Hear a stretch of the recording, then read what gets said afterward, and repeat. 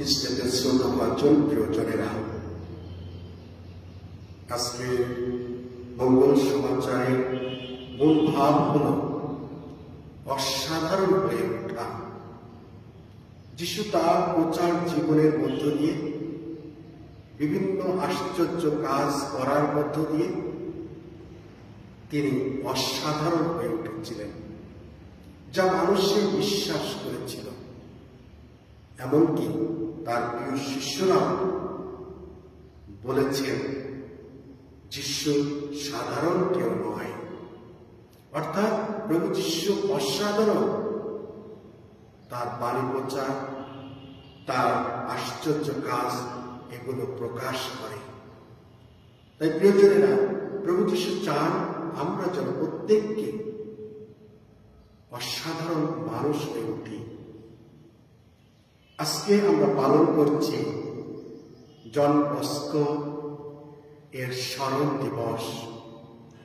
আর সাধু জন বস্কো তিনি তার জীবনে একজন অসাধারণ মানুষের পরিচয় দিয়েছেন। 19 শতাব্দীতে তার জন্ম, আর ওই সময় তিনি যখন বড় হয়েছেন উপলব্ধি করেছেন যে যুব সমাজের কথা, এই যুব সমাজ তারা কতটা পিছিয়ে যাচ্ছে, যুব সমাজের অবক্ষয় তিনি উপলব্ধি করেছেন। তাই তার জীবন দিয়ে, তার সেই কোয়ালিটি দিয়ে, তার জীবনে তিনি যা ঈশ্বরের কাছ থেকে পেয়েছেন তাই দিয়ে এই যুব সমাজকে শিক্ষা দিয়েছেন, নৈতিক শিক্ষা এবং ধর্মীয় শিক্ষা। কিভাবে দিয়েছেন, কিভাবে অসাধারণ হয়ে উঠেছেন তিনি?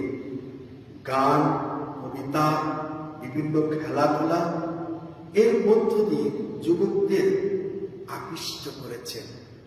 আর আস্তে আস্তে যুবকেরা তাকে পছন্দ করতে শুরু করেছে, তার কাজকর্ম পছন্দ করতে শুরু করেছে।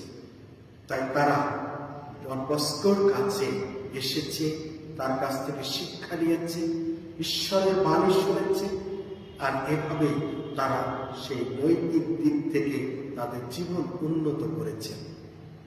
প্রিয়জনেরা, আজকের সমাজে আমাদের প্রত্যেককে কিন্তু এক একটা দায়িত্ব রয়েছে। তাহলে আমাদের প্রত্যেককে হয়ে উঠতে হবে অসাধারণ মানুষ, যা অন্যরা আমাদের দেখে আকৃষ্ট হবে, অন্যরা আমাদের কথা শুনবে। আমাদের আচার আচরণ, আমাদের কথাবার্তা, এই সুন্দর দিকগুলো তারা যখন উপলব্ধি করবে, আকৃষ্ট হবে, এর জন্যে তারা আমাদের কাছে আসবে এবং তারা মন পরিবর্তন করবে। আজকের যুব সমাজের জন্য কিন্তু আমাদের সেই অসাধারণ মানুষ হয়ে উঠতে হবে, সাধু জন বস্কোর মতো। তাই আজকে আমরা প্রার্থনা করি ঈশ্বর যেন আমাদেরকে আশীর্বাদ করেন, আমরা যেন প্রত্যেক দিনের কাজকর্ম, প্রার্থনা, ধ্যান এর মধ্য দিয়ে যেন অসাধারণ মানুষ হয়ে উঠতে পারি।